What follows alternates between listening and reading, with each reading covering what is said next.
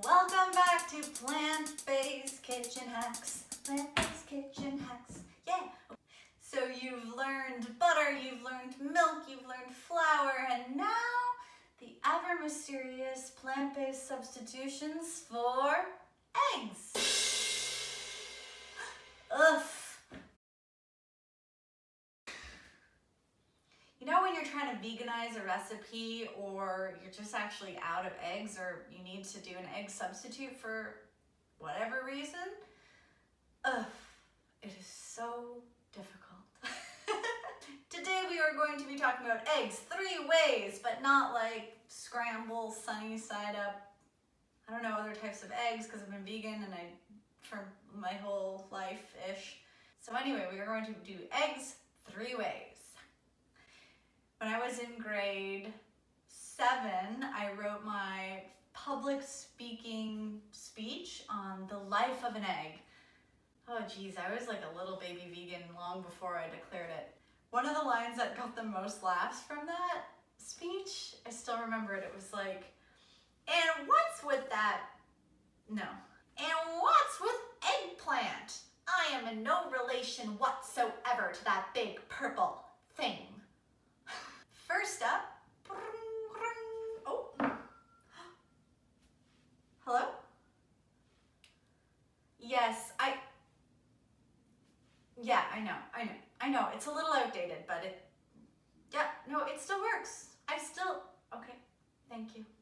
So, a long time ago, the banana egg was kind of it for egg substitutions that we knew about in vegan land, and it's still tried and true. So it works really well in baking because it's sweet. Obviously, you're not going to want to use this for savory egg applications, and it's not going to come into a nice meringue or anything like that. But basically, just take a ripe banana and you mash it until it's really mashed. And generally, this was a pretty small banana. 1 banana is about 1 egg. Generally, with all ways that you make eggs, 1 egg is about 3 tablespoons worth of stuff.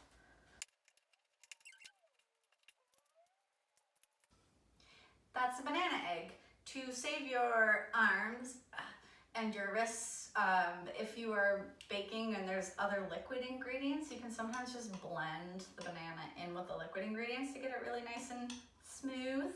I like to use this in my pancakes. Recipe coming soon, stay tuned. Next up, the old flax egg. 1 tablespoon of flax meal, 3 tablespoons of water.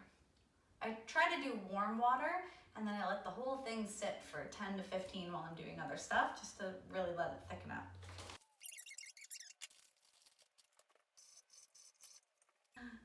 Three.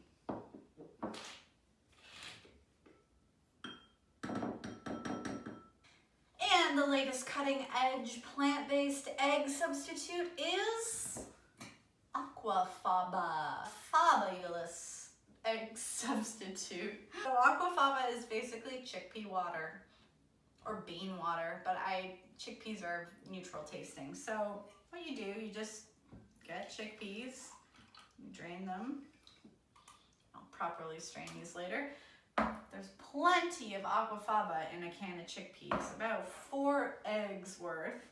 Now, there's something about the protein in this that acts similar to an egg protein. So again, with the 3 tablespoons full is about 1 egg.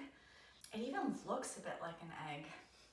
The cool thing about this egg substitute is that you can whip it into a meringue. Let me know if you'd like to see that in a video. That might be a nice video. So if you're doing a lemon meringue pie or you're trying to do meringue puffs or anything like that, this is the way to go, this egg substitute. I actually use this in most baking options. The Aqua Faba egg is probably the one that like thickens up the most. The flax, if you're getting into a recipe where it requires like 3 to 5 eggs, it's gonna be too watery with just the flax one. So you can always use a combination of them. I've used all 3 at once in different recipes and it works. they all do something a little bit different. Oh, make sure you get unsalted chickpeas if you can. These are low sodium, so they do have a bit of salt, but it's okay. It just brings out the beaniness a little bit more.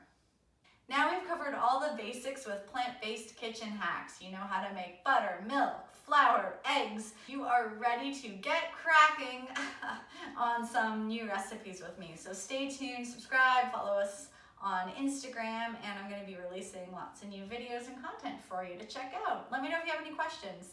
Lots of love to you and your bellies.